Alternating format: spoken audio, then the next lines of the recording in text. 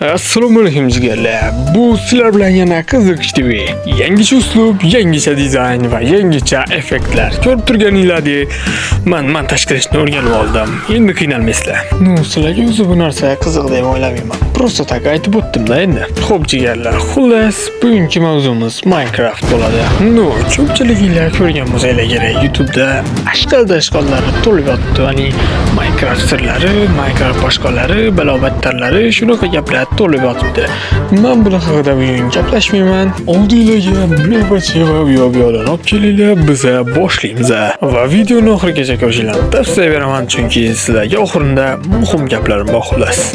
Короче, hamma biladi Minecraftni mana bu brat yaratgan va uni Mojang studiyasi sotib olgan. Bu kanalni esa men yaratganman. Shuning uchun obuna bo'lib, like bosib, izoh yozing. Va bugungi mavzumizni 3 ga bo'lib olamiz.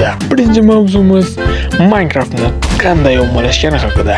Ikkinchisi esa modlar haqida va modlarni kim o'ylab topdi, shu haqida bo'ladi. Uchinchisi esa albatta ko'pchilik bilgandek uni versiyalari va o'ylab topilish tarixiga borib taqaladi. Shunday ekan, mavzular tayyor va shunday ekan biz boshlaymiz. Bu gapni ikkinchi marta aytishim.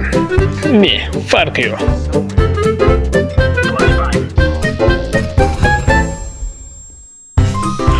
Xullas, ommalashish tarixi bu qadimga borib taqaladi. Masalan, nima bo'ladi? O'yinlar hali yo'q zamon, ya'ni bizda hozirgidek Playmarketga kirsangiz, bizda o'yinlar chiqib kelmagan u zamon vaqti. U zamon vaqti endi zerikishganda o'yin olib topishardi. Normal o'yin bo'lsa o'ynashardi, yo'qsa yo'q. Sizga bobolaringizdek maslahat berishim mumkin. Masalan, u zamonda bolam o'siraman deb chichib qo'yadiganlar bo'lmagan. O'zingizam o'siraman deb chichib berasiz, baba. Jim bo'l pislikcha. Va yana bitta sabab ommalashishiga o'yin kublardan iborat edi. Ya'ni 4 mush kublardan. U zamonlar bilsanglar, piksellar rivojlangan edi, pikselli o'yinlar. Lekin bu kub edi, boshqacha daraja va 3D. Shuning uchun ko'pchilikka yoqib tushgan bu o'yin. Va endi seriyozli bashamiz.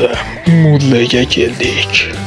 Minecraftni ommalashtirgan juda ko'plab modlar mavjud. Ulardan ko'plarni sanab berishim mumkin, lekin hozir milliarddaligini hisob yo'sa, ularni sanab berishim menimcha muhim emas sizlarga. Va modlarni aynan kim yaratgani noma'lum, chunki modlar o'yindan keyinchalik kelib chiqqan va o'yin paydo bo'lgan vaqtidayoq modlar ishlab chiqarishni boshlagan. Boshida mahalliy dasturchilar tomonidan kodlar o'zgartirib, o'yinni, ya'ni boshqacha tarzda dasturlashgan, xuddi CS:GO tarzida, lekin modlar esa shundan keyinchalik paydo bo'lgan. Modlarni yasalish davri 2011-yil deb aytiladi, lekin bundan avval ham o'yinning versiyalari chiqqan, ya'ni beta versiyalari chiqqan. Shunday ekan, modlar 2011-yildan avval ham bo'lgan. Lekin juda ham rivojlanmagan. Keyinchalik esa modlarni mahalliy dasturchilar ishlab chiqarishganligini bilishgan va ularga yordam bo'lsin degan ma'noda, qanaqadir ma'noda ularga yordam berib, ya'ni shunaqa modlash tarzida dasturlab Minecraftga tiqadigan qilib qo'yishgan. Modlar tugagan bo'lsa, biz 3-mavzuga o'tdik, ya'ni versiyalarga. Versiyalar asosan 3 turga bo'linadi: Optifine, Fabric va Forge versiyalarga bo'linadi, chunki bularni nima desa bo'ladi? Bular qanaqadir ma'noda har birining o'zining ishi bor.